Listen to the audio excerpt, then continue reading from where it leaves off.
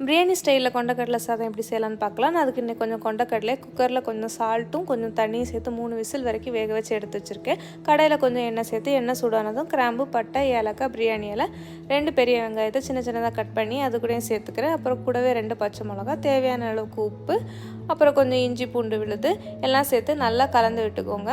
அது கூடவே பார்த்திங்கன்னா கொஞ்சம் மஞ்சள் பொடி, சில்லி பவுடர், தனியாத்தூள், அப்புறம் கரம் மசாலா எல்லாம் சேர்த்து நல்லா கலந்துருங்க. ஒரு பெரிய சைஸ் தக்காளி அதையும் இது கூடவே வெட்டி சேர்த்துருக்கேன். அதுக்கப்புறம் கொஞ்சமாக தயிர் சேர்த்திங்கன்னா ரொம்ப டேஸ்ட்டாக இருக்கும். அதுக்கப்புறம் நீங்கள் ஆல்ரெடி வேக வச்சு எடுத்து வச்சுருந்தா கொண்டக்கடலையும் இது கூடவே சேர்த்து நல்லா கலந்து விட்டுக்கோங்க. கொஞ்சம் கொத்தமல்லி தழை சேர்த்திங்கன்னா நல்லா வாசமாக இருக்கும். அதுக்கப்புறம் நீங்கள் 1 கப் ரைஸு அதை நல்லா வேக வச்சு எடுத்து வச்சுருக்கேன். நான் அதையும் இது கூடவே சேர்த்து நல்லா கலந்து விட்டுருங்க.